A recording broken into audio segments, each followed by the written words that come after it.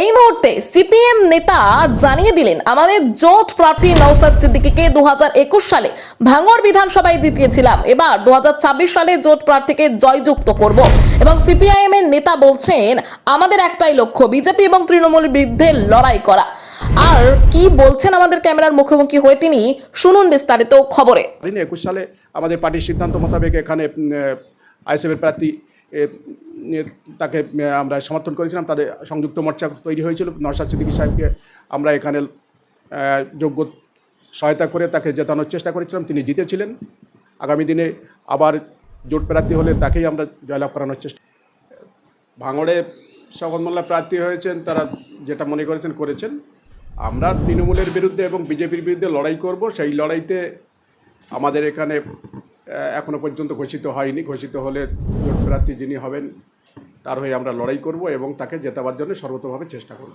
কেউ তো হিসাব করে বলেন না, যা খুশি বলে যান। তারপরে ওনার দলের নেত্রী মমতা বন্দ্যোপাধ্যায় তিনি সকালে একরকম, দুপুরে একরকম, বিকেলে আর রকম বলেন। সেই জন্যে ওই দলের নেতাদের সম্পর্কে যত কম মন্তব্য করা যায় ততই ভালো। সাথী হতে পারলে ভালো হয়। বহিরাগত প্রার্থী হলে কিছুটা সমস্যা তো থেকেই থাকে। সেক্ষেত্রে দল যেটা ঠিক করে সেটাই মেনে নিতে হয়।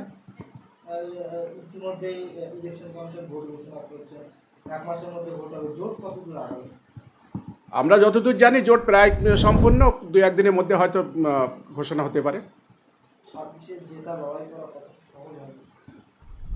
ভাঙড়ে আমরা জিতবো। ভাঙড়ে জোট প্রার্থী, ভাঙড়ে বামফ্রন্ট সমর্থিত যে প্রার্থী হবেন সেই প্রার্থী জয়লাভ করবে। ভাঙড়ে শওকত মোল্লা যেটা বারংবার দাবি করছিল যে ভাঙড়ে তৃণমূলের প্রভাব রয়েছে, শওকত মোল্লার অনেক সমর্থক রয়েছে, আস্তে আস্তে আইএসএফ তৃণমূলে যোগ দিচ্ছেন, তাহলে এখন কেন তিনি ভাঙড়ের দাঁড়াতে চাইছেন?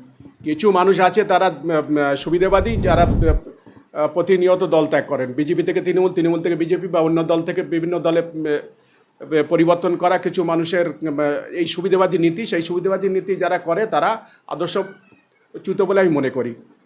তাদের সম্পর্কে আমি খুব কম মন্তব্য করলে ভালো। যত ভোট এগিয়ে আসছে তত তৃণমূল কংগ্রেসের একের পর এক বহিষ্কৃত নেতা যারা একসময় ভাঙড়ে দাপিয়ে বেড়াতো তারা কিন্তু আইএসএফে যোগদান করছে। আমি আগেই বলেছি, দল ত্যাগ করাটা আদর্শের ব্যাপার নয়, কারণ প্রত্যেক দলের নিজেদের মধ্যে সমস্যা থেকেই থাকে। কাজকর্ম করার ক্ষেত্রে ভুল ত্রুটি বা দলের মধ্যে বোঝাপড়ার অনেক অভাব থাকে এবং কাউকে তুলে দেওয়া, কাউকে নামিয়ে দেওয়া, এইসব ব্যাপার তো থাকেই। সেক্ষেত্রে হুড়োহুড়ি করে দল ত্যাগ করলাম, আজ যা মনে হলো কালকের আর এক রকম মনে হলো। এই দলের মধ্যে আমি নেই, অন্তত এই সম্পর্কে আমার দৃষ্টিভঙ্গি পরিষ্কার। দল ত্যাগীদের সম্পর্কে আমার খুব বেশি উচ্চাশা নেই।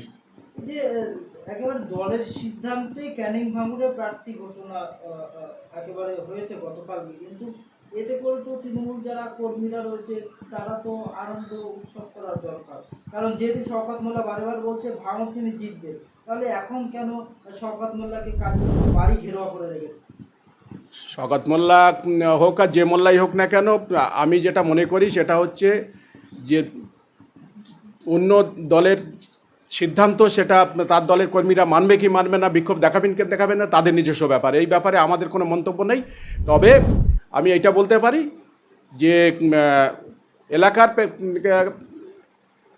তার অনুগামীরা চাইতেই পারে। আর কেন সিদ্ধান্ত নিয়েছে এখানে প্রার্থী পরিবর্তন, এই আওয়াজ বদল হলো, এখানকার প্রার্থী ওখানে, ওখানকার প্রার্থী এখানে, এটা ওই দলই বলতে পারবে। আমার কোনো ব্যক্তিগত মন্তব্য নেই।